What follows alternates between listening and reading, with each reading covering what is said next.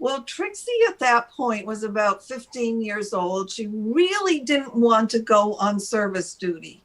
You know, she was she was spending her time out in the front of our house, lying on the porch, or wandering across the street near Deal Lake, just checking things out and really, having a senior moments. So Russell picks her up and puts her in the tub.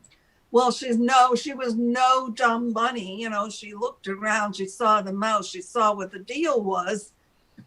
So this is what happened.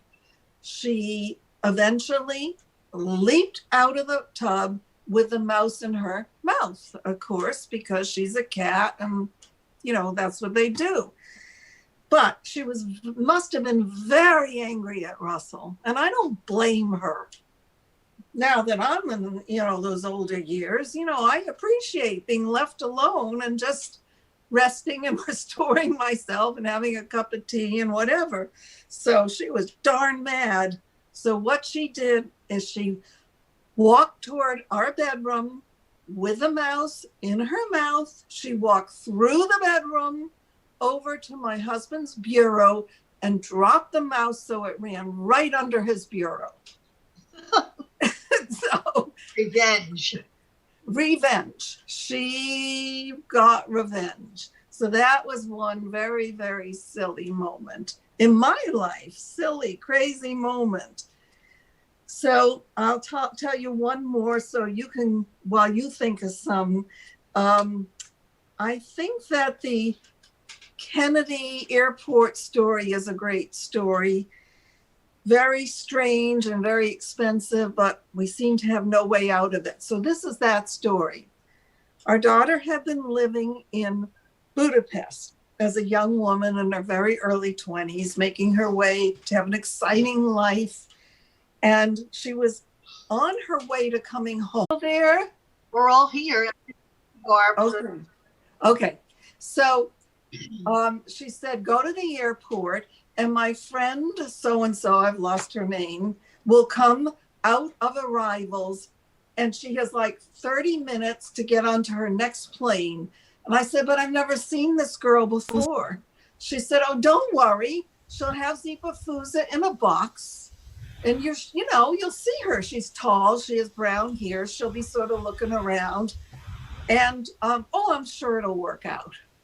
So fine, the day comes that I'm supposed to drive to Kennedy. Kennedy from here is a good 2 hours if you hit some traffic. It's not the most pleasant ride. Wake up, it's snowing out. Well, there was no way in the world I was driving to Kennedy Airport in snow back and forth by myself. I pleaded with my husband, but didn't do any good. Off he went to the office, out of the picture. And the only other person I could plead with was my son, who still lived at home and had courses at Brookdale, but was perfectly willing to miss them and help me. But he wouldn't drive. I wouldn't drive. So the only possibility was hiring someone. Well, I'm not even going to tell you what it costs to hire a limo to go to Kennedy with snow on that day. Too much, but we had absolutely no choice because this girl was going to come out with a cat. Off we go to Kennedy Airport. And it was nice to have a driver. He got us really close to the door. He was very friendly. He sat in the car while we went in. And somehow, miracle of miracles, this young, pretty girl, brunette, tall, with a case in her hand, comes walking by me. And I said, are you Jessica's friend? And she said, oh, yes, here. She gives me the box. She leaves. She's going to Alabama or somewhere where she lived. I go back. We get back in the limousine. We start back to New Jersey. Zipafusa is sound asleep. Well, Zipafusa woke up halfway home. And of course,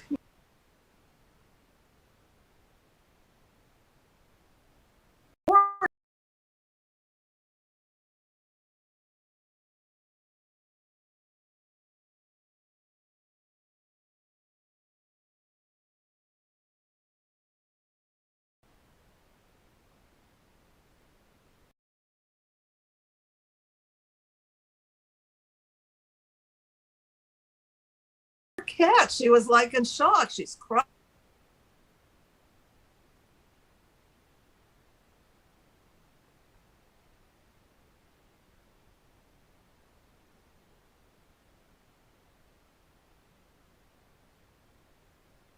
About 4 years old at that point. So Trixie realizes that something's going on with a new cat and she's not happy. So what Trixie does is what any good mature cat should do. She goes over to Miller because she's not going to bother this frightened new cat who's panicking in the corner. And she hits Miller with her right paw, she must have been right-pawed, right-handed, hits her on the head 3 times just to let her know that if she hadn't come to live with us, then we wouldn't be dealing with Zipa-Fusa, clear as a bell. And Zipa-Fusa lived in my son's closet for 2 months. Aw. So that's awful. Poor thing. Yeah, but she lived a long life after. Oh, the ending to the story. Jessica never came for her. Oh, for Christ's sake. I took care of her the next 8 or 9 years until she did get sick, and I had to handle all that. Well, that's what kids do, you know? Yeah. Yeah, that's what. So, you're on, Debbie. Got a little. Well, back to kids, they always want an animal.